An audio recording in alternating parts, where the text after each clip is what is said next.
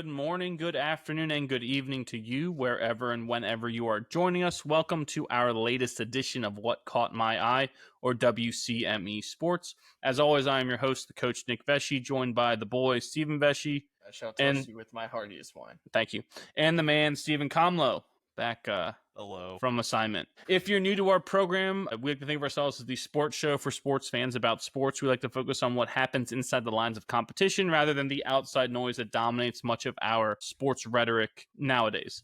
Before we get started into our top catch for the evening, just a reminder to follow us on all of our socials. That's on X, Instagram, Facebook, TikTok, Twitch, Snapchat, and Threads at WCME_sports. Our episodes drop every Wednesday at noon on Spotify, YouTube, and iHeartRadio, and all of that information can be found on our website, WCMEsports.com. Now, our top catch this week, we're going to talk about and kind of maybe throw a little preview into the NHL and NBA finals, right? So the conference finals wrapped up this past week. Not as much drama in those as maybe we expected, but set up some extremely intriguing matchups going into the finals for the respective sports. So we'll start in the NHL and in the Western Conference. So the Oilers defeated the Stars in 5 games to make it back to the Stanley Cup Finals for the second straight year. The Oilers are the first Canadian team to make back-to-back Stanley Cup Finals since the 87-88 Oilers, led, of course, by, the Messiers, the Gretzkys, the Grant Fuhrs of the world. And Coach Chris Knobloch, not related to Chuck, I believe. It's a shame. I know. He is the only coach in the last 50 years to reach the Cup Finals in each of his first 2 seasons as head coach, which is an incredible stat there. That's amazing. Probably a guy who may not get enough credit because I think you pointed this out last week, boy. He took over a little bit into the season last year. He didn't start last season as the head coach, and I think for a lot of people felt like, oh, he just is a guy they threw in there, and he only succeeded because they have Connor McDavid, right? But this is, yes, they still have McDavid and Draisaitl and all the speed and the athleticism in the world, but I think this is proof that he's an excellent hockey coach to get this full season and get them back to where they want to be. Their opponent out of the Eastern Conference will be the Florida Panthers, like who they played last year. Florida kept their quest alive to go back-to-back Stanley Cup champs by dispatching the Hurricanes in 5 games. Thankfully, Carolina got a win in that series, like chronicled last week for the first time in almost 20 years in a conference final. Florida has now been to 3 straight Stanley Cup finals, and they're looking to be just the 3rd team this century to repeat as champions. This century, I mean like the 2000s. Right? Before you say, oh, the last 100 years, no, the 2000s. This current century that we're in to repeat as champions after the 2021 Lightning and the 16-17 Penguins. What stands out to you about this matchup and how we got there? Kamala, you want to take it? Hockey man? It's more or less the same teams. Like, we have the same teams, the same storylines. The only difference is that Edmonton is scorned, right? They have a chance to correct this. They have a chance to correct the sins of the past. Yeah, but you make it sound like that's a bad thing. Like it's a boring thing. It's not. I think anything that's a I great just thing. Said make it sound bad. Because you were like, it's tone, just your stupid tone. That's why. No, thank you. But boy picked up on the same thing. Thank you're you. talking about. You made it like you guys just like, don't know how to build a storyline. You don't know how to build a storyline. And if I would just be allowed to talk. Nope. Kevin Bacon wasn't in Footloose. Nope. Stubborn as a mule. No, but I mean, that is the big difference, is that they're playing. Edmonton is virtually the same team, and the big difference is that they're playing defense now. And I like the fight that we've seen in them. I think it's just something intangible about the way they've been playing and the way they've been closing out seasons or series of this playoff. But I'll always take the defending champs, right? I'm taking Florida. How do you bet against Patrick Mahomes and Andy Reid in the postseason? How do you bet against Bill Belichick in the postseason, right? How do you bet against Paul Maurice and Sasha Barkov and Matthew Tkachuk in the postseason, right? I mean, it's Marchand. Yeah, I mean, they just look good. Plus, Florida doesn't have Corey Perry. Well, yeah. Well, he's interesting. You bring up Corey Perry. He's been to a Stanley Cup every year. He's been to 5 of the last 6. He has he's won one though with Anaheim way back like his first or second year in the league. But it's interesting you bring up Corey Perry. I saw some stat. He himself in this last quarter century, so this present century from the year 2000 on, he himself has played in more playoff games than any other team in the NHL. No team in total has played as many playoff games as Corey Perry, the player, has. Maybe we just healthy scratch him and, like let him like get some new tread on the tires. Like that dude is just like an absolute, say what you want about him. I know a lot of people don't like him or appreciate him. The dude's got game and endurance for days. I mean, it's remarkable when you think about it, right? Like that he's means old too. He's not he's like old he's not young. And you're right. All these seasons, he's playing an extra month or two on the season each year, right? Because he's getting this far. Like it's not like, oh, he's playing all these playoff games because his teams all made it to the first round and lost. He played all these games because every team he's on makes it to like the conference finals or the Stanley Cup Finals. He just shockingly, almost improbably, actually, his teams in the last few years haven't won, even though he's been on all these different teams. Like you would think, just law of averages, he would have gotten one of those. I mean, I'm with you. I don't really like him, but you're right. You have to appreciate. I like Corey Perry.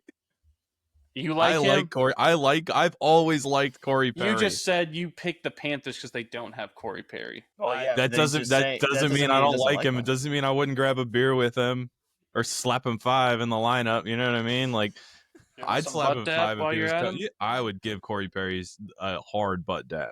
You heard it here don't first. Take that out of context. Nope, I'm marking it. Clip it, boy. We're gonna play that at your wedding. Oh shit. I would take. How many people would?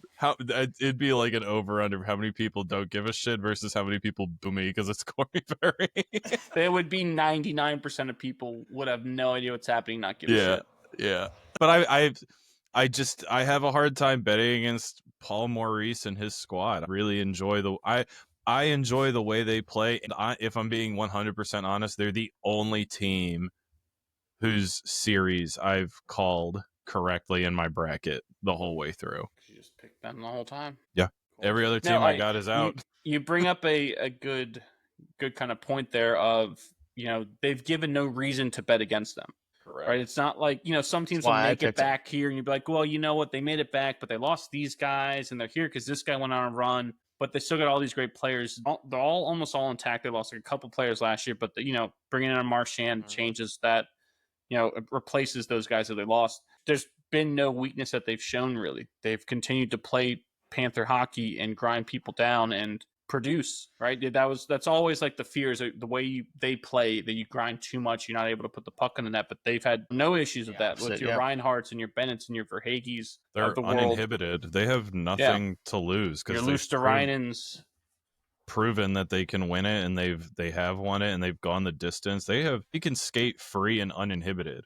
Whereas you go to the other side, there's a chip on the shoulder there. Edmonton's a team that just lost it, and they still have the weight of a nation and the Connor McDavid and Leon Draisaitl's reputation. I mean, week after week, we talk about windows and them closing and teams needing to capitalize on their opportunity. Well, this is another opportunity that I think the longer this series goes on, the heavier that burden becomes in the Edmonton locker. Now, couple things. I do think that's valid, but I will, just to be devil's advocate, point out that I believe last year, right, they went down 3-0 and ripped 3 games off to force a game 7. So they're capable of going on a run like that. So this series should never be over till it's over. You can't count them out. Don't the Oilers have home ice for this as well? That I don't know. I'm not sure. They had more points. I will say they do. Game 1 is tomorrow. I feel like if Edmonton doesn't get them in 5 or less, then Florida's they'll lose in 7. Yeah, it does kind of seem that way, right? But I would say, gosh, I can't count them out because of what they did last year. If they would have gotten swept last year, I would have been like, I actually think that would have been worse for what they like. They have belief now. Hey, we dug ourselves the biggest possible hole you could ever dig ourselves in a playoff series. And we came back and had a chance to win. We're never out of anything. No game is over till it's over. We can come, like, losing a game, like they're not going to be rattled by it. I really don't think they'll be rattled. Like, even if like Stuart Skinner comes out and lays an egg in like game 1, I still would have a hard time saying that they would get run out the series, because I think there's a belief there that they can do this and that they have the pieces now. Yeah, if Florida wins, I think Florida wins in 6 or 7. But if Edmonton wins, I think Edmonton wins in 4 or 5. Edmonton can't drop either of these first 2. That's what I don't know. Florida hasn't lost a game 7. Yeah, I mean that's key. I actually if I was Edmonton, I wouldn't be that worried if I dropped one of these games at home because of what I just said. That they believe that they're able to rattle. They could rip off a couple games. They can steal both games. They believe they can steal both games in Florida. Yeah, and I believe they can too. Right. So I think Florida hasn't. I feel like they haven't been great at home. They almost feed off the away crowd. I will say the Florida home crowd. You can tell it's evidently different from Carolina's home crowd or Edmonton's home crowd or Dallas's home crowd. Like Florida's home ice advantage, maybe just being down in the heat in Florida is your advantage, but the crowd, the noise level hasn't been anything like special. It's been not good. Not enough Wolf Cola in there, I gotta say. It's been good. It hasn't been anything crazy. Like I'm watching the Carolina series, like got home ice to kind of put things away, or I think it was that, or maybe the Leaf series got home ice to put things away, and it was like felt dead, and then it almost felt like they just feed off of the away crowd. Now, where do you stand on touching the trophy after you win the conference finals? Touch it. McDavid tried to rip it out of the guy's hand. If you saw that, which I thought was hilarious. Did you see the Edmonton fans? There's like people are like video, like they put it on like social media. They're like recording McDavid going up to it, and then the second he touched it, they all like, "Oh my god!" He didn't touch it last year. Look what happened. Yeah, that's probably what he was thinking. If that's exactly what he was thinking. What can we do different? What can we do different from last year, boys? Fucking touch it. Well, Florida touched it. Go get your fucking mitts on that there, Connor. Florida touched it when they lost, and then they didn't touch it last year, and they didn't touch it again this year. Hey man, something's not working. You gotta change it. Hit, but don't fucking hit him. Yeah, I'm gonna make a fucking ruling on this. Don't fucking touch it. You don't fucking touch it. Yeah. Who you got then in the series? Florida in 6. Florida in 7. I want to pick Edmonton because I want Connor McDavid to have a title, so he can take his rightful place amongst. I mean, he's McJesus, right? He's gonna resurrect Canada. So he can take his rightful place where he belongs with the Crosbys and the Ovechkins of the world in terms of their legacy and stuff. But, God, like, how do you not pick the Panthers? That's the issue. It's like, what thought could you have that says, okay, this will be why Florida loses, or this will be why Edmonton wins? I don't have a thing there because puck bounces. It's gotta be like it's gotta be like a it's gotta be like you gotta hope for some favorable bounces your way and unfavorable bounces the other way. This is like the equivalent to the undefeated Patriots losing to a helmet catch. You know what I mean? Like it's right there in that realm. Yeah, I mean, I will say, like we talked about Florida in last week about how even if they lose a game or are losing 2-0, whatever, they play the same way. They always play hard. They always have confidence in themselves, and sometimes the puck just doesn't bounce their way and they lose a game. Like, so be it, whatever. But they never give up in any single game. And with Edmonton, I don't know if you saw this in the last series when they were down to Dallas, like after that first game and they lost, whatever. McDavid and Draisaitl like exchanged a look, and then they went on an absolute tear after that. And it was like no words were said, and it was just, these are the two best players on the planet. It's time to go take over. I also think Dallas kind of overcoached that game, though. Like, you pull Otter after 2 goals, that's crazy. Desperation.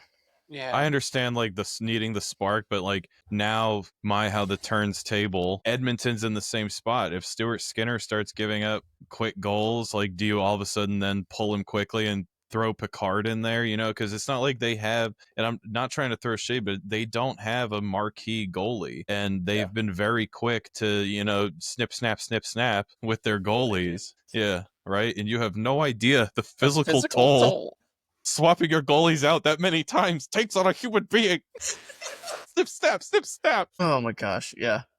So who do you got, Nick? Make a pick. I'm playing both sides. Yeah, thank you.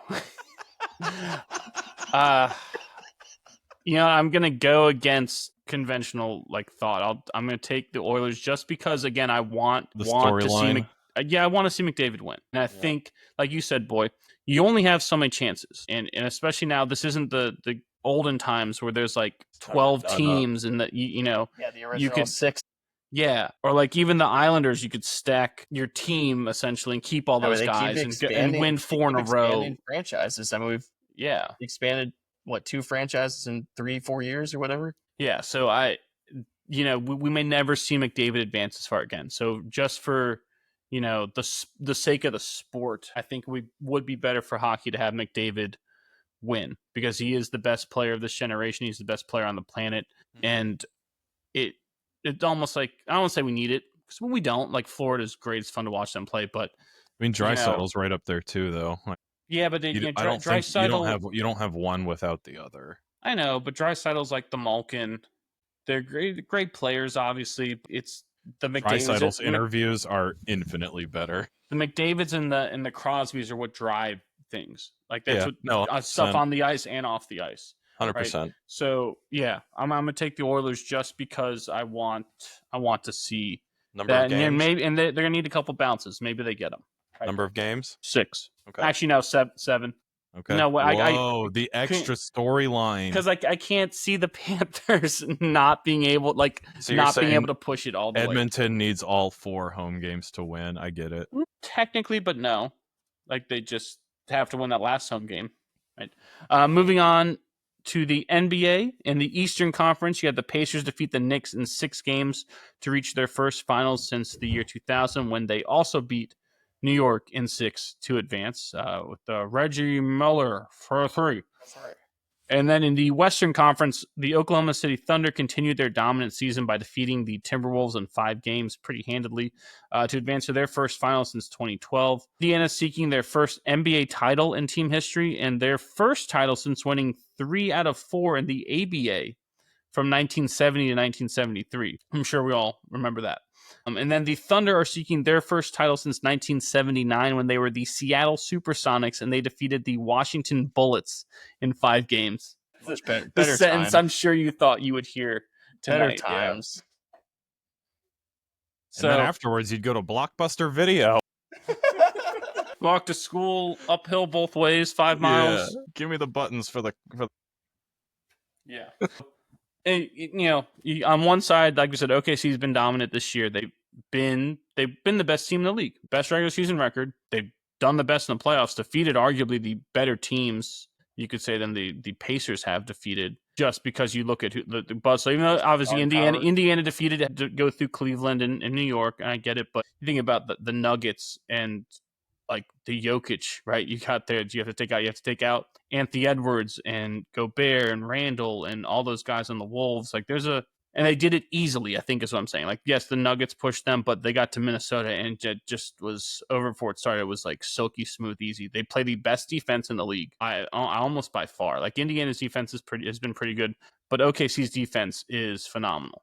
And it's been phenomenal this whole year. But as you've brought up before, we wouldn't know because they don't have LeBron and they're not in a marquee market. They're in Oklahoma City. ESPN doesn't want to talk about them because it doesn't drive viewership or whatever, garbage excuse they want to pull. This should come as no surprise to anyone that they got there, and they got there the way they did because Shai Gilgeous-Alexander has been that good all year. He won MVP, rightfully so. He's looked like very much that part. We talked about Jalen Williams last week. He's been fantastic, especially on the defensive end. So they've got all the pieces, right? Their one vulnerability might be inside, but that didn't make a difference against Minnesota, who has guys that can bang, and Indiana doesn't really have that as much. I mean, they got Miles Turner and Siakam, who are great, but that you don't think they could say, oh, they're going to exploit them, because OKC seemed to be completely fine handling that with Minnesota. So interesting stuff there. The Pacers is interesting. Like, not many people saw this run coming. Halliburton, again, another guy who doesn't get talked about probably enough because he's not flashy and he's not, boisterous. I loved when he had that Reggie Miller choke moment because he did essentially the same thing. I know, God, if he had hit that shit, if he was like 2 inches behind the man. 2 inches backwards, it would have been great. That would have been an all-time moment. That would have been something that is replayed over and over and over again. That I believe Game 1, the boys referring to on that epic comeback, Thunder minute left. Yeah, that would have been a thing to be played over and over again through the annals of history. And yes, I said annals of history in basketball. So it's anal, Jason. Thank you. Pills go in your mouth. Thank you, Dr. Turk. But yeah, interesting thing there. I don't know who to give an edge to in this series. Yeah, maybe the it's me. Thunder. Maybe I'm falling into the trap of like, oh, they got to prove it. But Indiana's played really, really well too. So that's why I don't. They because of how fast they play too, they're never out of a game, right? I think you saw the Knicks unable to close out multiple games in that series, right? Indiana plays so damn fast, and they all of a sudden you look back up and a 10-point lead became a tie game in 30 seconds. I think Oklahoma City is the heavy favorite. Maybe my phrasing is wrong. I don't know necessarily who I'm rooting for, and I don't know necessarily who I'm picking because I can't find really a valid reason either way. I guess you're right. OKC picked them because what reason have they given to not? I mean, my reason not to, I guess, would be inexperience, right? On the opposite of the Panthers, right? The Panthers have been so experienced. But these are two inexperienced finals teams, right? Like, Siakam has a title. Not Toronto. With these players. Siakam's got a title? Is that what you said? With Toronto as an impact player. But okay. So he's been there and done that. That makes a difference. It does. Yeah, I guess, but I don't know. One guy? Yeah. An impact guy, though, right? It's not like a bench guy. Siakam is their second best player, in my opinion. Yeah, I don't know. I'll take the Thunder in 5. I mean, you're probably right, to be honest with you. I don't think it's like I want it to be good. I want it to go 7 because I like these teams and I like that they're in smaller markets and that it kind of shoves it down the throat of every NBA or TV exec that like, oh, it's not Lakers Celtics, this is gonna suck. I wanted to go 7 just for that reason, and because I want to watch like more of Halliburton versus SGA and all that stuff. Like, I think that's great, but in reality, I think it's gonna go 5. I will say, barring an injury, I'll take Thunder in 6 just because the NBA will make sure that they don't win that game 5. Yeah, there's some ref to another game. There's some ref that they're like, oh, they called on so and so as this referee. He's like nicknamed the extender, like to extend series. Yes. No, that's the will happen in game 5 to make sure it goes to an extra game and they get more. That's whatever revenue. That's the biggest issue with that sport is that I feel like the referees play way too big of a role. And in other sports, it's not like that. Yeah, I mean, it doesn't feel like it. The only other thing that they would compare to would be a baseball umpire, the behind the plate umpire, calling balls and strikes. Given. But you could argue that isn't as big of an impact because as the batter, you can control whether you swing or not. So you don't have to, like, you could theoretically go up there and swing at every pitch and the umpire does nothing, right? In theory, but in basketball, you can't control what they do. You could play defense the same way you've been doing all year, and then all of a sudden that referee decides to blow their whistle. And now you're having to, you're in panic mode. What do I do? And that, you're right, that changes so much more than the average fan realizes because that's a mental thing. And you say, well, you'll go get over it. Well, it's hard to because now instead of playing, you're thinking at every level that these guys in the NBA do it. You have to go through that adjustment, and that is where it separates. Yes, you have to adjust when you're a baseball player with an umpire, but you technically don't because you can swing at whatever pitch you want. You don't have to, in theory, put it in their hands. As a basketball player, you have no choice. Like you could do the same thing over and over again and get 5 different results, and that's hard. That's the problem. Yeah, that's the biggest problem. Yep, I agree. But yeah, I mean, I hope you're right. I hope it's a good series. You're very right, boy. You could see OKC just run them out the building. The NBA will make sure Indiana wins at least 2 games, in my opinion. All right, mark it. It's a great way to put it. Yeah. Anything else NBA wise before we move on? Did you see Thibodeau got canned? Because I did. How stupid is that's the Knicks. That's a microcosm of the Knicks. It's the same organization. The first guy to take you to a conference final in 25 years. 25. And we say, no, it's not so much. Back-to-back 50-win seasons, too. So it's not like the regular season, they just squeaked in the playoffs and he goes on a run. They say, back-to-back 51 seasons, you reach a conference final, like I said, first time in 25 years. He has a core there. Yeah, and Jalen Brunson, they asked Jalen Brunson after they lost, like, what about his job security? And Jalen Brunson, not verbatim, but literally was like, what are you talking about? Of course he's going to be here. Of course he's the right man. What kind of question is that? That's a clown question, bro. Like, that's essentially what Jalen Brunson did. And then you go fire this guy. And then again, that's where it doesn't make sense to you, right? The NBA is so player-oriented, right? And your star just came out and endorsed him saying he wants him. And your star's dad is an assistant coach on the team who used to play for this guy back in the day, right? So what I can tell you right now, the Knicks will not get back to another Eastern Conference Finals for a Not- very Whoa. long time. I agree with that. I mean, good job, Knicks. You dumb. I was about to say something. I mean, no, it's Hit him with the double F. as again, we're not Knicks fans. Knicks sympathizers probably just because our family hails from New York, but not Knicks fans. I could You care gotta feel less. for New York sports right now, though. I feel for the Knicks fans most of all after this because it's like yeah, absolutely. They a just lot of got- Knicks fans are very, very loyal. They support and that team through If and you're through. the Knicks fans, you're thinking too. Like we had Indiana on the ropes, 2 of those games, right?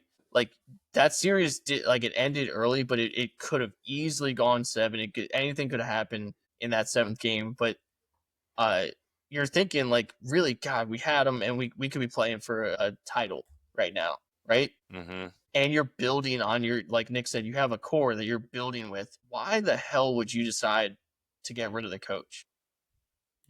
I Makes mean, no sense. It goes back sense. to They're gonna a get s- someone else, and they're gonna suck. Well, Guaranteed. yeah, well, especially when he has support from like the most important players on the team. Like it'd be Because different if like because it's New York. It's New York, and it's going to be like they're gonna it's the say Knicks though. That's they're more gonna be of like that. Jalen Brunson. I guarantee. I don't think Brunson's gonna be there in 2 years. Yeah, I thought I could picture him just going, "I want out now." Yeah. And it's like again, great job, Knicks. You pissed off Because he's your not best player flashy you've enough. had, and I would argue best player they've had since Patrick Ewing. I mean, yeah, he got them to their No same thing, disrespect to right, Carmelo that- Anthony and Amari Stoudemire. I would argue Jalen Brunson is better than those two were more impactful. and more impactful. The best player they've had since Patrick Ewing. Like you said, what got them to the furthest they've gone since Patrick Ewing. And then you're going to do, and he has support for this guy. He believes in it. They've delivered results too. Again, back-to-back 51 seasons. You can't argue with that. Again, for the Knicks, who for many years were fairly irrelevant. Yes. And like just a back page storyline because they squeaked in the playoffs as like a 6-7 seed. They're legitimately contenders to be the number 1 seed in the East each year. Yeah. Well, and they Now were. they won't be. Now, Yeah. yeah, they were. They were is the correct way to I mean, say it depends on who they bring in. Like maybe you make this move because you have a commitment from a Jay Wright type of person. Not saying Jay Wright, don't put that on the rumor mill, but like a type of person with that type of pedigree who you had talked to before, and like Where we're it's going like to fire we have to Thibodeau, do it. and because we have a guarantee essentially that this person's going to come in, right? Phil Jackson level type of person. But is there anyone that is that level? Who's out there? I don't know. Yeah. I feel like many of those people have kind of aged out and retired. Correct. I mean, Jay Wright hasn't coached in years, so he wouldn't. He's definitely done. But he coached half that team though. I before, understand so that, but he's not gonna. There is that's why I bring him up is that I he's understand out there. He's age wise a lot younger than most of those other guys with this pedigree are. He's really not that old. But I don't. age If I wise. like, there's not a. I don't know. Maybe I'm missing a coach, but I don't think there's a coach out there that you go. We have like this is our chance. This is our chance to go get this guy. Like if you went and got Doc Rivers, do you feel any more confident as a Knicks fan? Absolutely not. Your team's gonna feel worse. Or like Mike Budenholzer, these are coaches of the championships. Like, do you feel that much more confident? I know Thibodeau doesn't have one, but do you really feel more confident getting someone like that No. versus keeping Thibodeau? What about I Dan don't. Hurley? I'd like to hear what Malone was a Malone. That's I guess I would feel more confident with him because he won one recently in the last 2 years, but also why the hell did he get canned? Oh, because I think Doug said it was like a rift between him and the GM, and I actually think he got canned because the GM wanted him gone, didn't like him, and the GM did not want to take the risk of him winning because if he wins, you can't get rid of him. Having to keep him. So yeah, so literally like out of spite and like what is chop your nose off to spite your face or whatever the saying goes. I literally like out of spite, I think, just so I could because I don't want to risk not being able to fire him, which is hilarious, ridiculous. Yeah. Moving on to baseball, which, as we know, our baseball segment is brought to you as always by Bobo's Fine Chicken in Virginia Beach. Visit them on Shore Drive near Chicks Beach for breakfast, lunch, and dinner Monday through Saturday for homemade sides and locally sourced chicken. Grab some on your way to the beach or a ball game. Bobos in baseball. There ain't nothing better. I'm going to start with the Yankees and Dodgers series, a rematch of the World Series from last year. This 3 games over the weekend took place in LA. Couple things of note here. First off, Aaron Judge became the only players in American League history with more hits in a season before the month of June than Aaron Judge is Ichiro in 2001. Really? That's So pretty Judge cool. had 85 hits, I believe, going into the month of June. Ichiro had 86 in 2001. Holy shit. Only player in That American League history who has had more hits in a season before the month of June. That Ichiro year is a single season record, Hits right? It's in record, like yes. 262 or something. I believe you are correct. Yes. Yeah. Crazy. So that just to put in perspective what Judge is doing. Now into the action, the Dodgers handed Max Fried his first loss of the season as they came back to beat the Yankees 8-5 in Game 1. Then in Game 2, LA annihilated New York 18-2. It almost seems like a fake score when you read it. Even though those 2 runs that New York scored were solo home runs by Aaron Judge, right? That's the crazy stat of, I guess that's like the fear of all Yankees fans, is that game can happen where Judge hits 2 home runs and we lose by 16. That's Mike Trout-esque. Yes, it really is. And then the Yankees avoided a sweep thanks to a homer by Ben Rice and 4 hits from DJ LeMahieu in a 7-3 win on Sunday. Thoughts I ain't on as good as I the once series? was, but I'm as good once as I ever was, DJ LeMahieu. Yes. Thoughts on the series. Yankees not up to par with the Dodgers yet. Agreed. Also, big injury for the Yankees, losing Weaver. Yes, 4 Hamstring. to 6 weeks, I believe. Yep. He's pitching really well. Talk about a career revival, him coming over to the Yankees in the bullpen.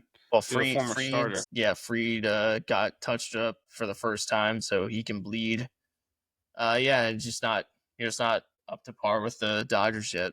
That's why I don't think the Yankees are getting back to the World Series this year. My pick's the Tigers. I'd be surprised if the Yankees do. I think there are still too many holes. There's still too much swing and miss in that lineup. Judge still doesn't get enough support. Defensively, they're still not good enough. Think about in that lineup And pitching's right now. still not good enough. Like it's in it's that good lineup? enough to win the East because the Orioles of the world freaking suck. Thank you. So And Tampa, yes, I don't think Tampa's any good, and I think you can pencil in the East. I feel like. Yeah. But who in that lineup scares you outside of Judge? Goldschmidt ain't what he used to be. Still hitting high average, but you're right. He doesn't scare me that much. But He scares me Goldschmidt scares me if there are people on base. Right. But you gotta get people on base. Who's getting on base? Judge. Judge. You got one. Yeah. It's I'm in the second half of this year when we get down to playoff stretch and then in the postseason, Judge will be walked a lot. Still is getting walked a lot right now. I understand, but it's gonna ramp up even more. Why would you pitch? I agree. You need, because at those points, those are like, desperation mode to win games, right? You can't pitch to him. No. And going back to that, Kamo before the show brought up the question of who played shortstop for the San Francisco Giants in 2001. It was Rich Aurelia, who I believe in that season had a fantastic year. And I want to say Jeff Kent also had a fantastic year for San Fran. Jeff Kent. And that allowed Bonds to produce the way Bonds produced. And as you saw in other years, Bonds still put up stupid numbers, but he got walked so much. You wonder what damage he could have done if he had a little bit of help. Exactly. A little bit more help in those years like he did. Because I believe 01, no, 01. Yeah, it was 01 the year he broke the record, 73. I didn't know 01 was at 03. Jeez. Can't remember. I thought it was 01. But give me a second. I think a big reason he did that is 01 year, 73 home runs. Yeah, I think a big reason is because you had people like Aurelia, who I want to say hit leadoff for them, getting on base so often that he did, making it harder for them to walk Bonds, because again, I believe their number 2 hitter is probably Jeff Kent, if I'm not mistaken. So you had those guys with monster years allowing them that you can't walk Bonds because I'm going to walk them to load the bases. That's hard, right? And yes, theoretically you could, and you saw a lot of managers take that approach, a couple years later with Bonds. But part of the reason that worked out for them is that those guys didn't have years like they did in that 01 campaign. So Judge is going to need more help, or else you're right, boy. It's just going to be just walk him every time, because I got their game on in the background right now, just going through the lineup. Like I think Jazz just hit a home run, but he's not a consistent hitter like some of that. Yeah, I mean he's a fun player. He's got a lot of pop. You always a threat to run into one, like right? Exactly. Right. Which is dangerous, dangerous if it's used the right way and he's put in the right position. As like protection to Judge, that doesn't mean anything because every coach could say, "I'll just take my chances." Odds are he's going to strike out. And you can say, "Oh, well, that's the odds for everyone because it's so hard to hit." I get that, but with him more than other players like him and a Stanton, unless it's October, like, oh, the guy's just odds are he's going to strike out. Right. So the Yankees need more contact, which was something I was adamant about in the offseason. They need more contact. They need more people to get on base who can do different things. They don't need any more home run hitters, as great as it is hitting home runs, right? It's a guaranteed run. Now, who doesn't? Chicks dig the long ball. Oh, yeah, so all my son wants to do is hit home runs, right? Not interested in a base hit, right? And it's fun. It's the best thing ever. But when it translates to winning baseball games, the teams that win can do it in different ways. And they'll always bring up the stat, well, teams who out-homer their opponent in the postseason win like 80, 90% of their games. And I get that, right? But you also have to be able to do other things, right? You have to be able to put pressure on your opponent. You have to be able to make them change the way they pitch. And there's just so much swing and miss in that lineup that, like, from a Volpe, like you just said, he had a home run, great. Yeah, but him and Austin Wells have so much swing and miss. And they take sometimes two good pitches and they just swing away, swing away. Yeah, when you get to the postseason, right, your rotation goes from 5-man to 3, right? And you're bringing in the top dog closers and your best guy in the critical situations, right? All of a sudden, that swing and miss that you have in your lineup gets amplified, right? All your holes get exposed, right? Phrasing. Thank you. Come on. I was gonna say we're better than that, but we're not. No. That was very much intended. Lowbrow all the way. Yes, it's a little lowbrow.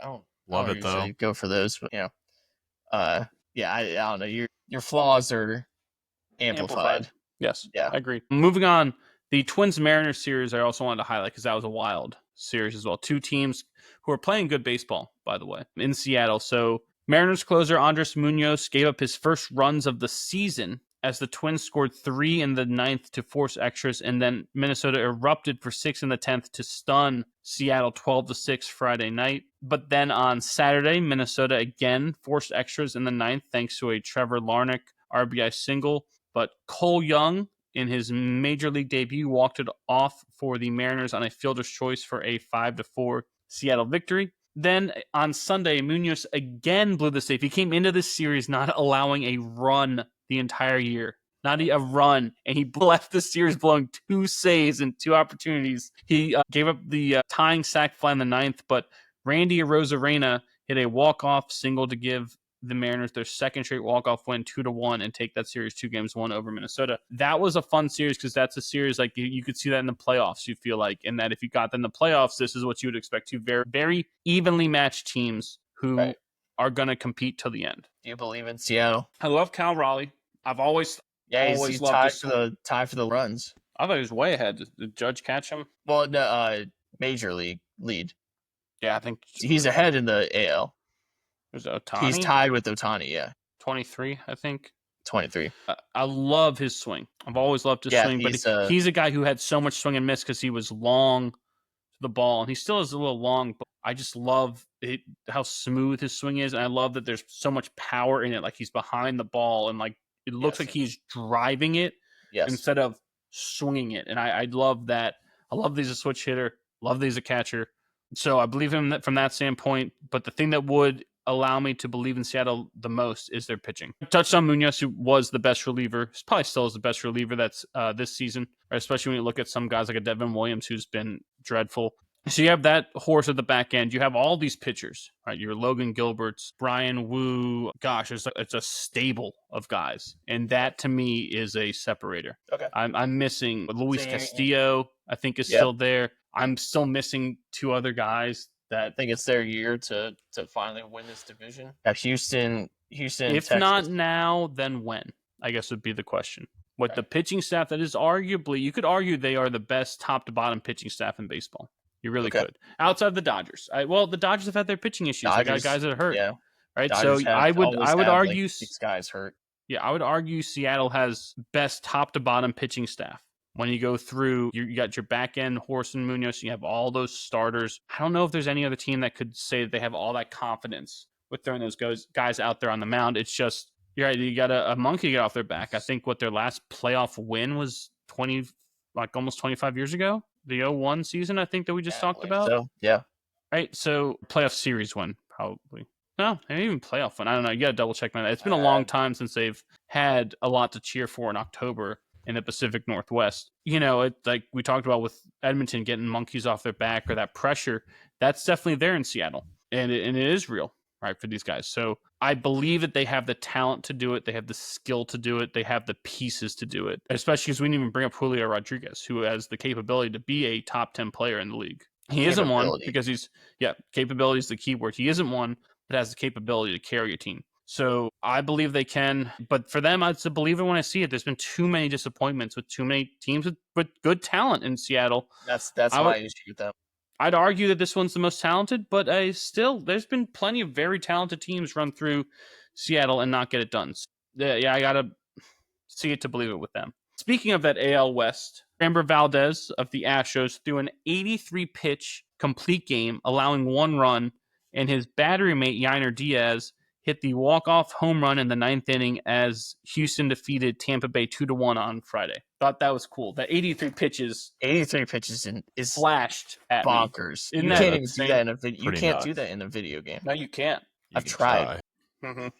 Seriously, they'll just take the pitches. Like, you can't get them. Like, eventually they'll just start taking pitches. They'll just then they use the contact so you can just purposely foul balls off in the video game. You're right. Right. Yeah, I hate that when you got someone like 0-2, you're setting them up perfectly and you make the perfect pitch and they somehow foul it off. Nah, that's baseball, baby. That's baseball, baby.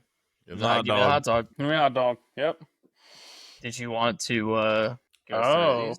Yeah, I didn't know if you were going to bring up any college baseball before. I will after this. Okay. I will bring up a little college baseball. I'm going to let the boy talk about what he is holding in front of us. He's crinkling so nicely into the microphone. This is a Topps pack from the year I was born. Going to age myself here, 1994. And if you can see on the cover there, that would be Mike Piazza on the Dodgers. That's what this is. This is there's 15 cards in here. There are 2 Topps gold cards in every pack. Special top gold cards. So let's see if you can figure out these players and if I can actually open this without damaging the card. Yeah, without damaging the cards. Because it is 30 ASMR. 31 years young. Yes, 31 years young. Is there a old stick of bubble gum in that? It just turns to dust. There's not. I wish there was. It's like when you open the Ark of the Covenant. First guy, Skeeter Barnes. Oh my goodness, I have no idea who that is. That eludes me. Oh, there you You go. don't know Skeeter? You don't know Skeeter? Let's see. This was the Tigers. Goodness gracious. He hit 5 home runs in 1 year. That's 5 more than we've hit. Fair. Good and point. his name is Skeeter. I hardly know her. Eric Plunk on a team that doesn't exist anymore. What a name for a pitcher. Yes, That's an I know, all-time name for Eric a pitcher. Plunk. You know what's great though? The Topps back of the cards. Yeah, that's I love old those. school. Back in the day, they did it the right way. They had all the stats. Like you said, there's stats, there's landscape pictures. I can go through all of this. This guy pitched for the Yankees, by the way, for 3 years, 89, 90, 91. Plunk. It's amazing they haven't won a pennant in 20 years. Here you go, Como. Arthur Rhodes. Oh, he was awesome. He What a was pull. lefty He looks specialist. big, 206 lefty. Played like 20 years in the majors. Pitched for What a pull. everyone. Played for the Frederick Keys. Love That's it. kind of awesome. Are they still around? Yeah, but they're not associated with Baltimore anymore. There's an independent club. Yeah, it's kind of sad. It is sad. Scott Kamieniecki. Sure. Kamieniecki. Why not? I It's hard to hardly read know because her. everything's cursive. Yankees. Oh yeah, you can't read cursive. Can't tell time on the clock on the wall. Like Pitched Now we for got our Yankees for phones. 2 years, 92 to 93. Now they got them A gloves. lot of these guys, like, it's got all their minor league stuff on it too. That they go, like, this guy got his call up with the Yankees, then went right back down in the minors. happens. Doubleheader. Got to get called up. Look at those beaut of jerseys. Charlie Huff. Those are the great Marlins jerseys, man. Back when we were a proper nation, You know where this guy's and from? we let guys play outside of Miami in the summer in all black. Yeah. You know where this guy was born? Where? Morgantown, West Virginia. Honolulu. This JFK? guy, yeah, no, Honolulu. exactly. No way. This guy started in 1970. I was gonna say that name sounded very familiar. Sounds like Crap. an old person. Yeah, goodness gracious. I thought that was a manager's card when you showed that because. It looks almost like that. It looks like he's throwing a knuckleball actually in there. Are you sure it's not a manager's card? And are we sure he wasn't a knuckleballer? He might have been a knuckleballer. I don't know. He's clearly a pitcher. The back of his card is, unless he's throwing BP. His back of his card is all pitching stats. Looking at this, I think he was a knuckleballer. That's awesome. Knuckleball pitcher and coach. I was gonna say I Why he thought I pitched for remembered him as a 24 coach. years. That's why he pitched since. Yes, he for did. 20 1970, 1994. That's amazing. He's 77 years old. Career 3.75 ERA. That's really good. Yes, it is. All right, here we go. Another Cleveland. Candy Maldonado. Candy Maldonado. Any relation to Martine? Well, I don't know. The card's not going to tell me that. I can't look into the future there. That is true. Internet didn't even exist then, so I know. Here we go. Texas Rangers, Doug Strange. Nice it's a card good there. picture. Yep. Really Definitely good picture. You recognize any of these guys? Greenville, South Carolina. Nice. I would think you should be able to. This guy, best year, 256, 7 home runs, 60 ribbies. He was on his way up. That was his 4th year. Young Buck, 1994. Oh, yes. Here we go. Gary Sheffield. Here's a name that you'll recognize. Fred McGriff. Chuck Knobloch. Do you want to keep guessing? You gotta give me a team because I could guess. NL East, Philadelphia. Oh, is this John Kruk? Yes, it is. My God, look at that. this. That is the that's the greatest thing.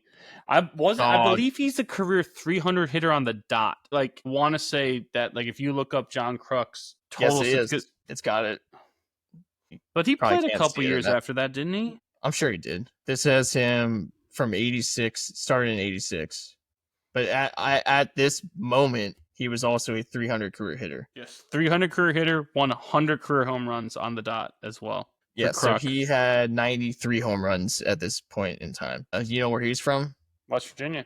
Yeah, Burlington, West Virginia. Born in Charleston. That is That's a sweet. great. That's pretty That's cool. all right. There we go. That's what we needed. Here we go. This team doesn't exist anymore. Montreal Expos. Brian Barnes. That's a sweet card. That is cool. Like you said, it's cool because you can't find that You're anymore. not gonna find an Expo. Yeah. During a rain delay at the 1990 Southern League All-Star Game, Brian donned a mascot's outfit and entertained the crowd. I'm loose, he explains. I try not to be predictable. So he was drunk. So he was drunk. I mean, back in the days, pitchers probably drinking the whole time in the bullpen. Let's Here be we go. real. This one's a good one. I ain't getting in. That is cool. Puckett. Oh, Kirby Puckett. Fantastic Love that. player. I want That's to a really say- good picture. Yeah, like a 10-time All-Star, I think. Might even be more. His career cut short because that terrible eye issue, and unfortunately he passed away too young. But Did he make the Hall of Fame? Yeah, okay. Because they have him. They put up his career stats against the average Hall of Fame outfielder at the time. that's kind of, I like that. Yeah, it's a really cool. How does it That's stack a- up? and- Because feature. and to Joe DiMaggio for some reason. So they put like 3 lines. You can't read it on that, but they put 3 lines. And it's like his stats, the average Hall of Fame outfielder, and then Joe DiMaggio. Years, the average Kirby Puckett played 9.73 years. The average Hall of Fame outfielder 9.73. Puckett's at batting average 318. Average Hall of Famer 310. The games, he's 1 game ahead.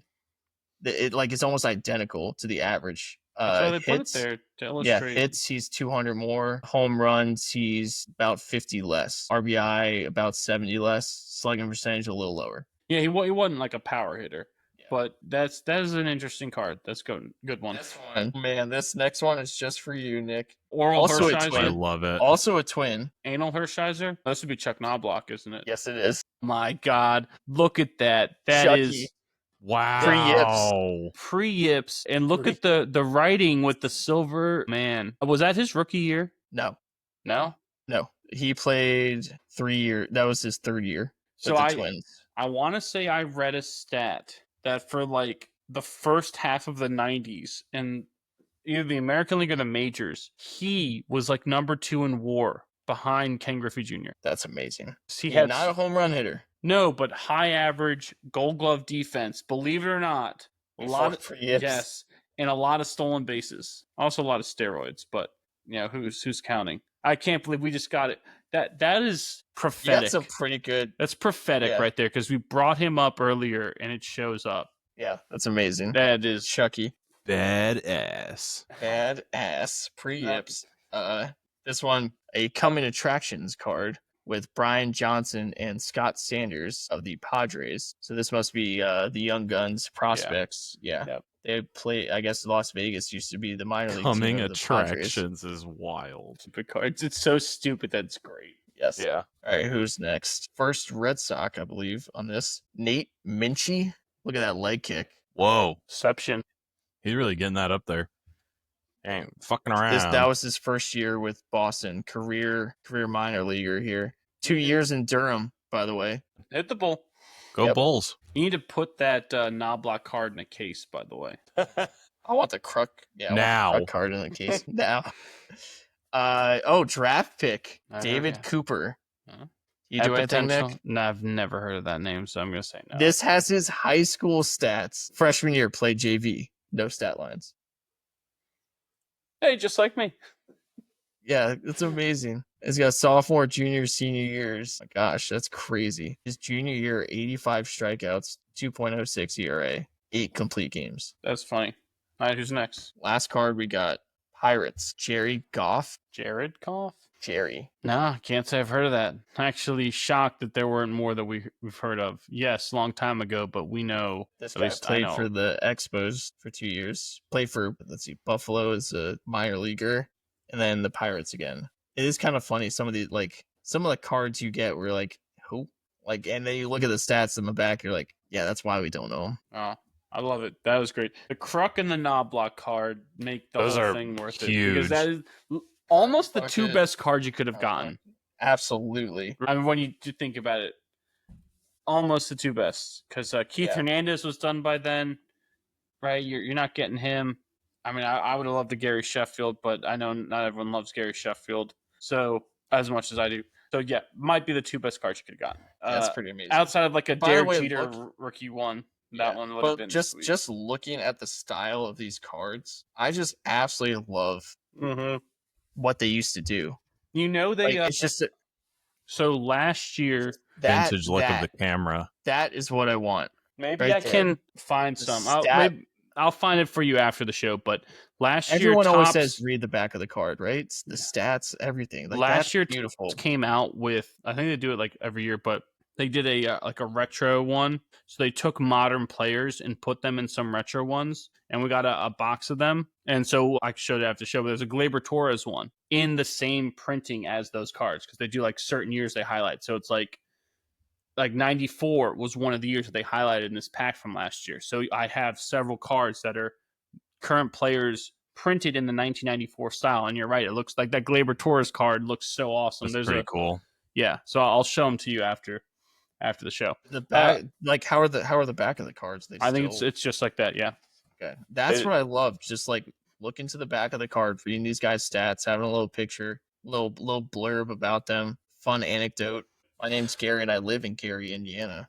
It's one of my best anecdotes. And Muncie, Indiana, it's the place to be. Moving on to the French Timeshare in Open. Muncie? Tennis's second major of the year. On the men's side, couple things here. Tommy Paul advanced to the fourth round at Roland Garros for the first time in his career, winning back-to-back 5-setters versus Fuchsovic and Hachinov. Paul then went ahead and won his next match. So we had first time having 3 American men in the round of 16 at Roland Garros since 1994. It was Paul Tiafoe and Ben Shelton were in that round of 16. Paul and Tiafoe advanced. Shelton lost to Alcaraz. But it's the first time Paul and Tiafoe advanced to the quarters at Roland Garros in their careers. It's the first time any American man has made it to the quarterfinals at RG since Andre Agassi in 2003. And it's the first time 2 American men have made it this far in Paris since Pete Sampras and Jim Courier, who's one of the analysts for TNT, alongside Brian Anderson, baseball guy. He's been calling the tennis for TNT. He's the analyst with him. And they did that. Him and Sampras did this in 96. So interesting stuff there. Tiafoe fell to Lorenzo Musetti in 4 sets earlier today. So Musetti will advance to the semifinals for the first time at Roland Garros in his career. I didn't see what happened in the Paul Alcaraz match. He got smoked. I was watching some of that. Paul did? Yeah. Yeah, it's not a good Alcaraz matchup won for him. Straight. Yeah, not a good matchup because Paul plays a fairly similar style to Alcaraz, but just not as good. And so Alcaraz, especially with his movement, is so good on clay, a la fellow countryman Rafael Nadal. So yeah, not a good. I mean, Paul's good on clay and grass because of his movement as well, but Alcaraz is just on a different level. So it was never a good matchup for him. So yeah, disappointed not getting any more men past it, but very cool to see that since stuff we haven't seen for generations. Right, we're talking about 90s and early 2000s that American men have done this. So I said it before on this show, American male tennis is in a very good spot. We just need a couple extra breaks, and we got guys that will compete for championships, or at least get to this point where they're playing against the guy who winds up winning, right? Because Alcaraz, I think at this point, is the favorite to win, even if he's the number 2 seed to Yannick Sinner's 1 seed. Alcaraz is the favorite, especially on this surface. On the women's side, well, I guess I should mention on the men's side, Sinner's still alive. Djokovic is still alive. He plays Zverev in their side of the quarters. I believe that happens tomorrow. Djokovic come fresh off winning his 100th career title, which made him the third person to do so, with Federer and Jimmy Connors, the other men to win 100 titles. So kind of cool there. See if he can get 101 here. But again, the big guy's still in it. Like I said, Sinner, Alcaraz, Zverev, that's the 1, 2, 3 seeds, right? So good stuff there. Musetti's, I think, 7 or 8 seed, playing on one of his better surfaces as well. On the women's side, Iga Swiatek, who's quickly become the queen of clay, kept her pursuit of a 5th French Open crown in 6 years alive as she rolled into the semis past Alina Svitolina, who is a dark horse on this surface, in straight sets. Swiatek will play Sabalenka in the semis, and I mean, Sabalenka's a beast, but this is obviously not her best surface. She's definitely a hardcourt specialist, having won the 2 hardcourt majors last year. So again, 5 French Opens in 6 years, you're in the Nadal territory there. I know Nadal had like 14, some asinine number of French Opens, but 5 and 6, I don't know if there's any other people that have done it besides someone like Nadal. So if Swiatek can do that, that's a pretty amazing thing. And then Coco Gauff will take on Madison Keys in the quarterfinals as they both seek their second major and first on clay. Keys won the Australian Open earlier this year, and Coco won the US Open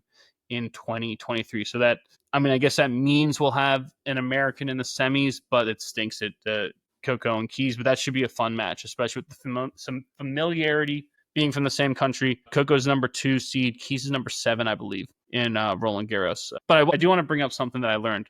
They have this court that they just built at Roland Garros. It's literally inside like a greenhouse. So what they did is there's this old French garden established during the reign of Louis XV in like 1761, I want to say is the year.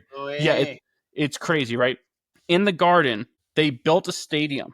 It's next to a road, and they put all these trees up. So if you drive past it on the road, you don't know it's there. And then, right, so they built the stadium. Then on the outside, on all 4 exterior walls, they put a greenhouse. So you can stand there, look this way, and watch tennis. You can turn around, and there's a glass wall, and you just see a greenhouse. Like all this like foliage and plants and stuff. Like it's wild. I think Court Simone Mateau is what it is. And it's completely hidden. You can't see it from the road. You have to walk to it there. Like it's not next to the other courts either. So it's like this hidden little gem of this beautiful brand new stadium opened like 5 years ago. And you cannot walk through the greenhouse during the match because you're technically leaving the Roland Garros grounds to get into it. But literally you're standing there and you look behind you and it's just this greenhouse. And I turn around and there's a tennis. It's wild. One of the cooler things I've seen. So why don't the French dominate this event? Good question. I don't know. I really don't. I was gonna say it may have to do with the surface. Some guys just aren't as comfortable on it, but I don't. I mean, I think part of it may be they haven't had the high-end talent to dominate. You would think that the courts in your country are so unique to the rest of the courts around the world that you would have an advantage. They are and they aren't. To us in America, we think that because we don't have clay courts, and our only clay courts are the the gray, dark green courts. By the way, about speaking of those green courts that we have here, I should have known exactly what they are, and it was pointed out to me by one of my coworkers at my day job. Shout out Luckstone, who has the best stone. We provide this damn stone for this. For those gray quartz? It comes out of one of our Charlottesville area quarries. Really? And it's a green metabasalt. Yeah, and I guess Hartrue is the company Yes. that makes the quartz, and it comes from the Blue Ridge Mountains of Virginia, natural Wow. green stone. I didn't. That's what I had heard of. What did you say? True Court, or what did you say it was? Hartrue. Hartrue. I've heard of them doing that and making the clay quartz. But yeah, I mean, that here we don't have it, but elsewhere, like Rome is the same quartz, Madrid is the same quartz, right? The same red brick clay quartz that you see at Roland Garros, you see in those two places. So, the people in Europe are adept to playing on those. So it's not that the French have that much of an advantage. So they're kind of on the same level as any player that's coming out of Europe. So you just have to have the talent and the skill and the speed, like a Nadal and an Alcaraz and Swiatek to do it. Anything else tennis-wise before we move on? Game for Milosh. Thank you. Someone's sleeping at the wheel. Kamlo just about choked on sunflower seeds over there. Yeah. You're not going to hit the button? I'm going through it over here with the sunflower seeds, boy. Jesus Christ. Shout out Smackin' for these delicious Buffalo Ranch sunflower seeds. If it's not These the are so Orioles and it's not hockey, you've just lost him. Our producer, Stephen Conlon. They're good, though. Okay, get yourself together. That's going to take us to our Mimosa Minute this week, brought to you Okay. as always by Maine & Co., the creators of the modern mimosa. Follow them on Instagram at Maine_Co and visit them at mainsip.com. That's MAYNESIP.com to order your modern mimosas today. Maine & Co., championing women's athletics since 2020. Mimosa Minute this week goes to the U.S. Women's Open, the golf major. I want to say it's the second major of the year, I believe, for them. Maya Stark won at Erin Hills this past week in Wisconsin for her first career major and her second career LPGA Tour title. She's the first Swede to win this event since Annika Sorenstam in 2006. Nelly Korda and Rio Takeda finished 2 shots back at -5 for the event. Anything else, Mimosa Minute, or something from that? Yes, Boy? we need to talk about college softball. College softball was unbelievable.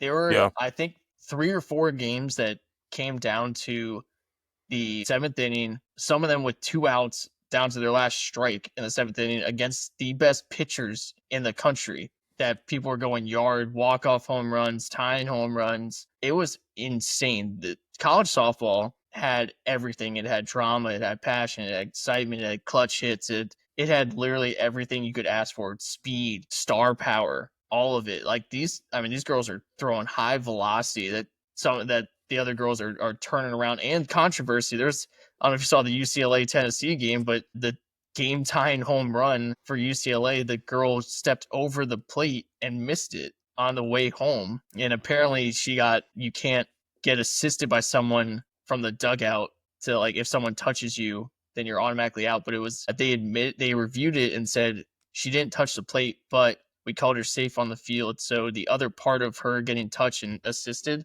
is not reviewable. But Tennessee did end up winning that game. That doesn't make any sense. Yeah, I Because understand that. the fact that she doesn't touch the plate means she's still in play. So it doesn't matter what you ruled on the field. That means she's still in play. So her getting touched. There's a lot of things that didn't make sense. Fans were going nuts. Yeah, I was going to say, that would be if that were a major league game, you would have seen Tito Francona or whoever saying, "You're going to eject me because I'm going to call you the word." The assistant coach the next game got ejected. I think there's some bad blood boiling over there. But yeah, big name brands, big time pitchers, like everything you could ask for in softball. And what I love about the softball games is it goes fast, and the defense is typically very, very good. Yeah, I've really enjoyed watching the softball tournament this year. I think this is the first year that I've actually made a conscious effort to sit down and put a game on or put it in the quad box. I've had a couple quad boxes going for softball, which has been a lot of fun, but I've really just taken an interest in the small rule changes between baseball and softball, when a runner can leave a base and when they can't leave a base. I've enjoyed learning about that. And I've also just honestly enjoyed the high velocity coming off. I guess you can't say the bump. Yeah, right, because it's not a bump. Yeah. It's flat. But I've really enjoyed watching all the high velocity coming off there and how the batters are reacting to it. It's been a lot of fun to watch. By the way, there is something I did notice that I don't understand why this has happened now, but in college baseball, they have gone to the 2 first base system, right? there's a second first base in foul territory, so you avoid collisions with the first baseman. And to me, it makes so much sense. MLB needs to do this. Like, this should be in baseball all over the place. That's something that softball always had. Yes. And softball, and I was like, oh yeah, just take it from softball. They got this right with this. I'm watching the college softball. There's only one first base. There's not two. With how fast they get down that line, I don't understand why they would go away from that. Yeah, that's interesting. Like, watch when you're watching the semis and the championship game this weekend. Watch it, and when you're watching college baseball, like the super regionals, you'll notice. And I don't understand. It makes no sense to me. But Yeah, that's something that caught my eye. I see what you did there. Thank you. So going to continue with some golf stuff. No more than almost a minute. We're going to move on to golf, which, as we know, is brought to you, as always, by Long Jewelers in Virginia Beach. Visit their location on the corner of Shore Drive and North Great Neck Road next to Hot Tuna. With the highest quality selection in the region and the best prices and customer service, it's no wonder that Long Jewelers wins Best of the Beach every year. Whether it's an anniversary, birthday, or repair, remember you belong at Long Jewelers. For the PGA Tour this week, because Liv didn't have a thing, they'll have one this week. Scotty Scheffler won again. Shocker. He won the Memorial by 4 strokes over Ben Griffin at -10 for his third tour win in his last 4 starts. He joins Tiger Woods, who won this event 3 years in a row, as the only repeat champions at the Memorial. I saw a great thing. It was like, since May 2nd, Scotty's won 3 times, and so have the Rockies, which is a hilarious stat. Unbelievable. But what he's doing is unbelievable. No, it shouldn't. It shouldn't be possible for either of them. Scotty made just under $10 million in the month of May. Yeah. Did you see what Jack said about him? And he was like a Sepp Strapa, or who are the guys? Ben Hogan? No, the guys he was Ben Griffin. Ben Griffin. He was like, fine players, but he's like, they're not in the same league as Scotty. He's like, I could watch Scotty play golf all day long. Any tournament he's in, I'm watching. Like, if I'm not there, I'm gonna watch it on TV. He's like, he's humble or whatever, but he's like, I'll basically speak for him. Like, he's the best golfer, and he knew he was gonna win this. Yeah. I wake up in the morning, not piss excellence. Like, yeah, it's remarkable. You gotta, I mean, I'm actually shocked. Not shocked for the fact of the skill, because obviously we knew what he did last year, right? We know what he's made of. But after the hand injury he sustained, like, your hands are so important. Arguably the most important part of your golf swing is your hands. I'm sure you could argue a lot of different things there, because it's such a complex physical motion. I wouldn't. But arguably your hands, right? And to have that laceration, as severe it was, they had to miss these tournaments. Like, it was he did in December, and he really didn't get back to playing regularly till probably February, March, right? So that's where I'm like shocked that, like, to go from because especially when he came back from it, he wasn't playing well, probably due to that hand injury, and to go from that to, like, it is automatically healed, so I'm done, I'm ready, I'm going, I'm gonna wreck everyone again. That just doesn't happen for people when they get injured and stuff. Like, but Scotty's not people. Scotty is, at this point, omnipotent and immortal. Yeah, he's incredible. You know what reminds me of, like, his, like, Tiger-esque, like, his runs and stuff? The biggest Tiger-esque thing I see from him is his recoveries. Tiger's the best scrambler ever, and Scotty's 100%. Yeah, and I'm watching Scotty because I'm like, man, he wasn't in the fairway a lot, but there's the approach from the pine straw or thick rough that's, within 5 feet, and here comes a birdie. Like, how did he birdie that? Or how did he par this one out of nowhere? Like, that is so what Tiger did all the time. That is all. Try to bomb it off the tee. Is also why Tiger and Scotty are not good 4-ball Ryder Cup players. Right. Because 4 balls alternate shot, right? Foursomes is everyone hits their own ball. That makes a lot of sense, yeah. Yeah. Scotty and Tiger Scotty was horrendous at the last Ryder Cup in that format, and Tiger's always been bad at that. So Keegan Bradley's Ryder Cup captain, he needs to, the problem is you get so much flack for not playing him, but he shouldn't play the 4 balls. Because what it does is so he hits this shot, and yeah, it's fine. He can recover, but his partner isn't good enough to do it, so he puts him in a bad position. That's why you need someone that can play off of it, but he shouldn't be in. Also difficult just because of you're getting a feel for the course half as quickly. Yes, but there are some guys who excel at it, especially with certain partners. But Scotty, just like Tiger was never good at that because it's so specific. They can recover that shot, other people can't, and so they put their partner in a position that can't succeed. And then you say, well, why these guys lose? It's the top 2 players in the world, but it's that format doesn't fit it. So Scotty really shouldn't be playing 4-ball. But you're right, he is the best scrambler out there. Tiger was the best. Tiger's so yeah, you're right. It's eerie a little bit. Yep. Moving on, that's going to take us to our favorite segment, brought to you as always by One Legacy Title and Escrow in Jacksonville, Florida. Follow them on Instagram at One Legacy Florida and visit them at onelegacyflorida.com to see how they can help you with your next house closing. One Legacy Title and Escrow, because your legacy matters. And this week we went with our favorite baseball announcers. So announcers, and you guys asked for clarification, that's the play-by-play guy. Because to me, an analyst isn't the announcer. The announcer is announcing the game, like telling it to the people. Here's the 2-1 pitch, or here's the first pitch, and the season is over for the Mets, right? That's the announcer. So that if that you need a clarification for those at home. Who would like to start? I'll go because I took a different approach. Jesus Christ. I don't know baseball announcers, so I just put all the Orioles announcers? No. I don't know baseball announcers, so I asked, with what's his face? I asked what ChatGPT thought would be the best baseball announcers, and this is what it spit out. I hope they put like Harry Doyle and like number fake 5 announcers. We have Rick Rizzes from the Mariners. Rick Rizzes from the Mariners. That's a made up name. Upbeat, heartfelt, longtime fan favorite in Seattle. Number 4. Are you sure?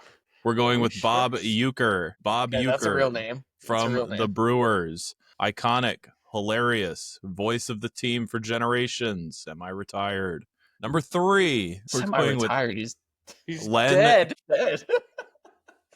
Look, I'm just giving you what Chad. Semi-retired. You don't know. Allegedly, he's dead. You don't know. Calling games from Cloud9. In the 3-hole, we're going with Len Casper, formerly Cubs, but now the Chicago White Sox.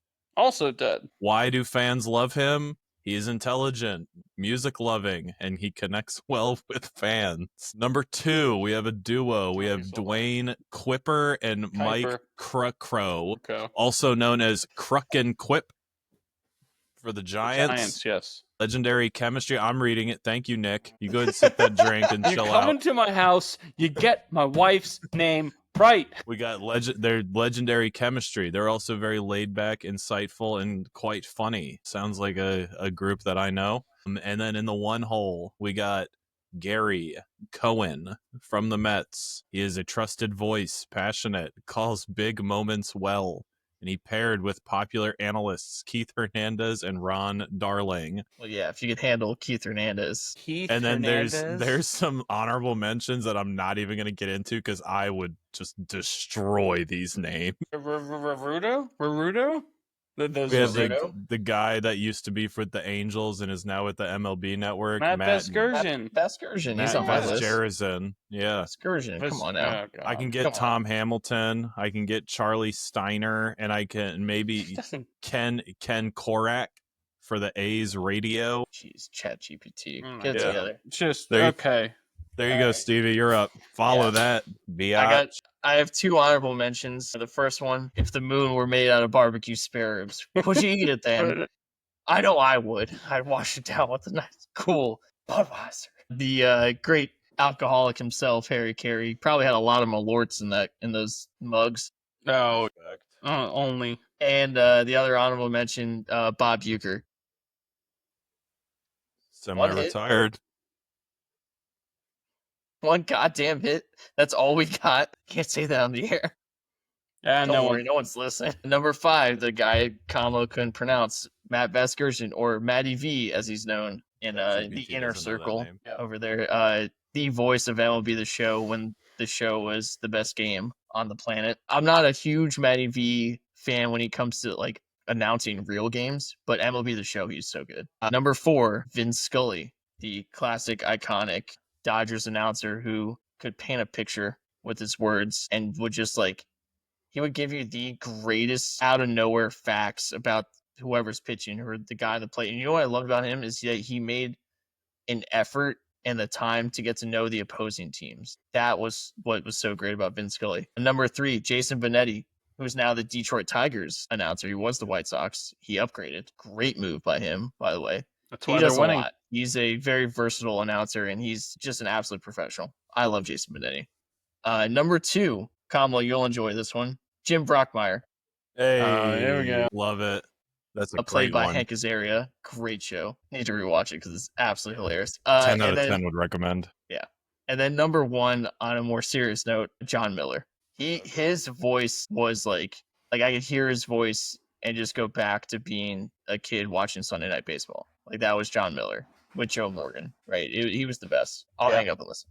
Good list. Yeah, good. I got a lot of overlaps with you, boy. My 2 honorable mentions are Gary Cohen, by the way, the Mets announcer. He is fantastic. He also has, in my opinion, the single greatest call in the history of baseball when he called Bartolo Colon's sole home run on James Shields is so good. He goes, one of the great moments in the history of baseball has just happened. It's perfect because it's so ridiculous, but it's so believable too at the same time to think that. And yeah, that him, Ron Darling, and Keith Hernandez, they actually are rated the best broadcast booth in the game, believe it or not. I can see that. Yeah. Which, they're fantastic because Ron Darling is extremely Ron good. Darling's call, and he was calling the Yankees. I believe game your dad played against Ron Darling, right, Kamlo? The names, yeah, I wouldn't doubt it. I mean, Ron Darling was at he has a laundry list of people. Columbia? Yeah. Ron Darling's an Ivy Leaguer. I know that. And I believe your dad told me that he played against Ronnie in college. Yale. Okay. But yeah, him and Keith Hernandez and Gary Cohen, they just pair so well together. Other honorable mention is the aforementioned Harry Carey, just for the fact of the mythos of him. It's I don't even remember him calling a game, but just like no, I don't think when did he stop calling games? It was local Cubs games, right? Yes, we wouldn't but know. he is like he's synonymous with the 7th inning stretch. Take me out to the ball game. Like that is a thing because of Harry Carey. Yeah, so he has to be on there. Number 5, actually, before we get to number 5, just a clarification. I did not include Jason Benetti or Dan Schulman, not because they're great. They are. I actually prefer, it's because they're so, to me, more iconic in the other sports that they call. Obviously, we're not, if we were Canadian, Dan Schulman would be. Dan Schulman, I almost put him there because he's so good with Toronto. He's been put up for the Hall of Fame, believe it or not. Like, he's been the voice of the Blue Jays, I think, since 96. He's a fantastic baseball announcer, but he is also the college basketball announcer. He is the best college basketball announcer, him and Jay Billis. And I don't think it's close, to be honest with you. And so for that reason, like I couldn't put him there because like I don't think of him there first. And same thing with Benetti. I think Benetti's a better college football announcer than he is baseball announcer. Again, not to take away from what he does. He's fantastic, like you said, boy. But that's why I didn't include those 2 there. So number 5, I have Boog Shambi, who's the voice of the Cubs now. Yeah, he's been the voice of the show. He also does. He does Big 12. Yes, yes, he does. But to me, I think of him way first as a baseball guy.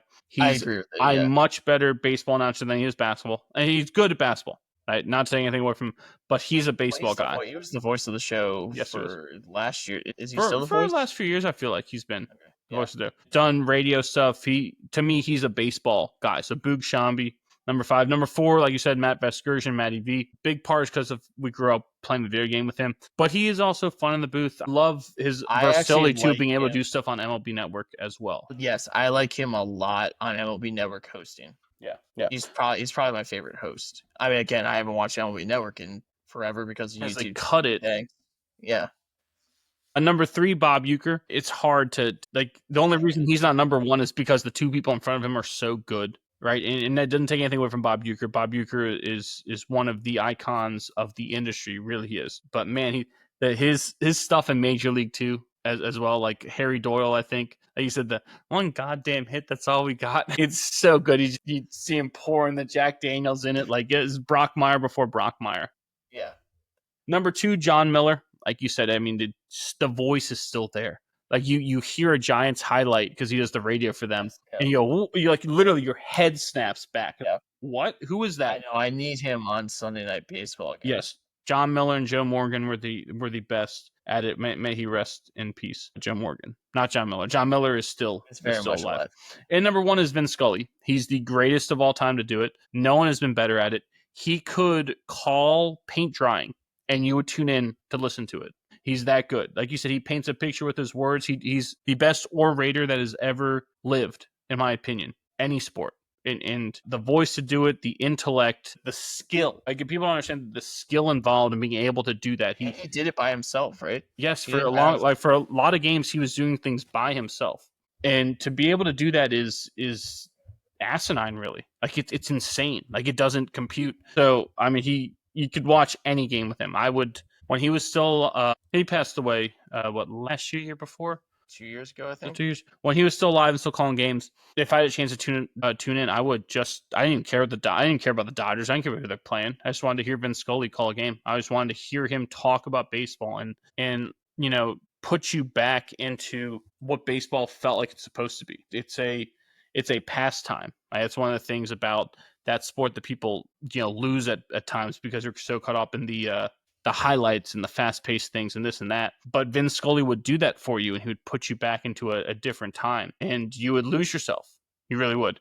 And yeah, he's the best to ever do it. Wouldn't be surprised if they come up with some sort of award each year to give and name it in his honor.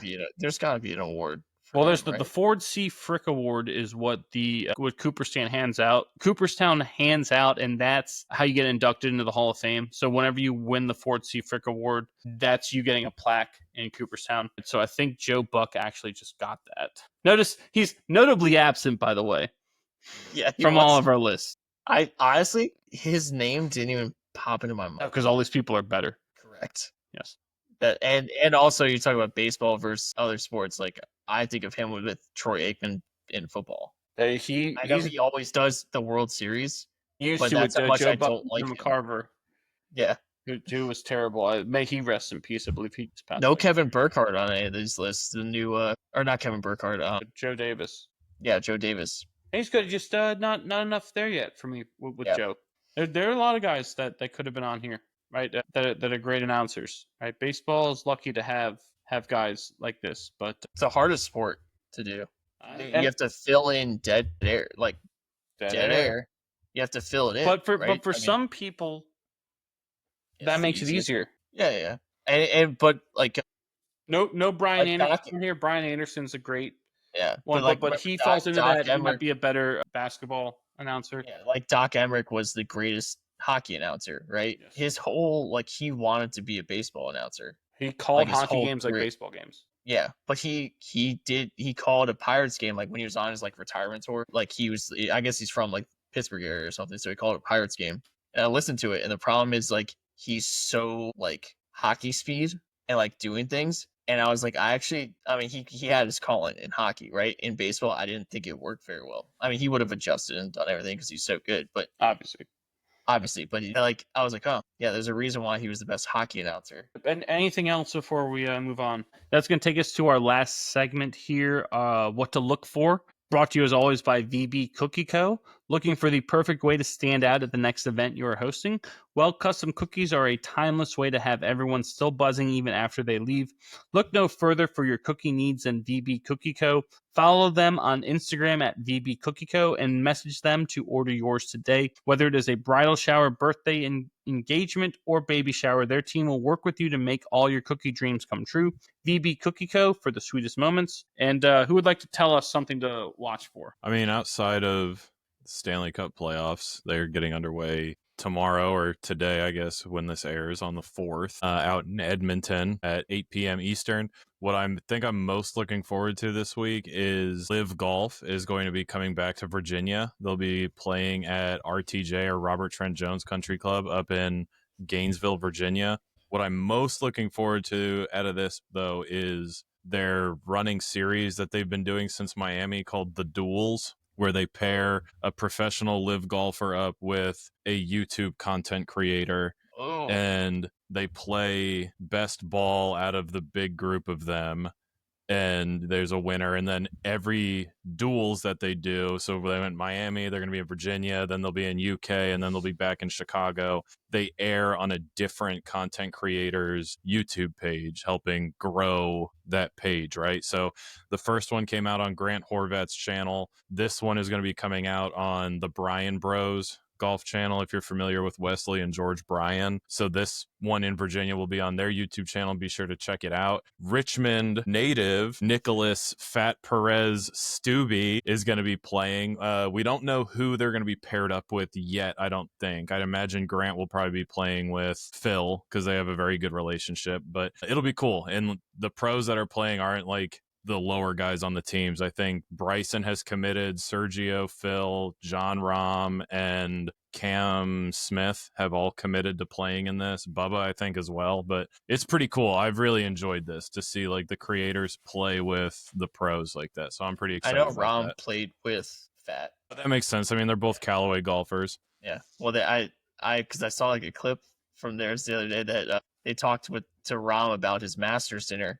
Did you know that he has to foot the bill for that? Oh, I didn't know that. Yeah, he has to pay for that. That's pretty cool. Yeah.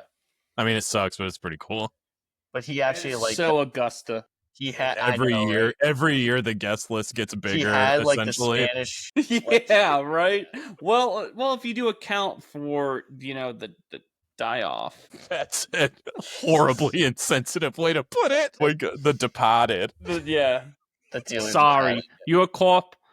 Yeah, I'm not a freaking co-op. You a cop? Yeah, so that's what I'm looking forward to. The Duels Virginia. This is the course where they played Solheim Cup, actually. So yes. I'm pretty excited about it. Boy. College softball, college baseball. I know we touched on college softball. Yeah, who's in the final? Remind us. Texas Tech versus Texas. Versus Texas, yeah. Both looking for their first national title, I believe. The other one is what's the other one? I should probably know that. I don't know. I was glued into like Texas Tech, Oklahoma. The other day. Texas Tech versus Texas. We just said it. I understand that. Oh yeah. Sorry, it's the final. Yeah, sorry. Final. I thought it was the semis. That's the final. Yeah, that's the pitcher for Texas Tech is ridiculous. Yes, I believe she signed I want it was a $1 million, right? NIL deal. Yeah. She was at Stanford, I think, before this. Stanford, yep, which is crazy. Yeah, can't blame her at all. Absolutely not. But college baseball, my Mountaineers play in Baton Rouge, play LSU, and I'm really wondering how much alcohol can be drank at the stadium. By the way, they're prime time, Saturday 2 p.m. Like, well, part of that is tailgating in Baton Rouge. It's probably the best matchup because many of the top seeds are eliminated, like Murray State. 9 out of 13 SEC teams that made it failed to advance. But I thought everything means more. I know. It's the same political garbage that Greg Sankey churns out nonstop. Damn. And then they have to play on the field, and then this is what happens. Yeah, the talent spread around in baseball. I did see your UVA coach. I don't want to bring it up on the air. I wanted to talk about it because I have a tinfoil conspiracy theory on these because it happened to West Virginia's basketball team as well. UVA should have made the tournament. There's no question about it. Actually, you're right. Them getting omitted was very WVU like because all the experts had them safely in. Yes, and then all of a sudden their coach leaves right afterwards. And that happened to West Virginia basketball. So you think it was to give him a reason to leave? Like they did it because... I almost think that the committee's kind of calling these coaches. I almost feel like they are. Like, how did you leave out UVA that was on an absolute roll and I think went like 17-13 in the ACC, and they put in like Kentucky that went like 13-18 in the SEC. And it was like, that is surprising. I am full-blown conspiracy theorist on this. That well, maybe more the conspiracy is that the SEC purposely pushes for that so that you can siphon these people like a Brian O'Connor, who was the UVA coach. Mississippi State actually made the Yes, you can siphon him away though because it's like putting up those numbers at UVA, even though you are better than Kentucky, you don't get in. But you put those numbers up at Mississippi State or Kentucky, or you're in, It's Greg Sankey. And if you improve whatever those are, because you're a national, you're the 6th ranked team in the country. You get to host a regional. So maybe that's. I believe in basketball they put in a SEC team too over West Virginia. I believe. I mean, I could be wrong about that, but I kind of feel like they may have. Yeah. So maybe that is. Yeah. Yeah, they did. It was Oklahoma and Texas. It was 2 teams that had losing records in their conference. Yes. So maybe it's Sankey doing all this shit behind the scenes because that little snake freaking politicizing every little aspect. Their media comment. I'm not gonna get it. Never mind. But yeah, no, that's not the worst tinfoil hat thing. It's not the worst, but obviously there are many jumps that you would have to take to get there. But you're right in a lot of ways. Jumping to conclusions, Matt. Thank you. In a lot of ways, it's food for thought. Let's just say that. It's odd.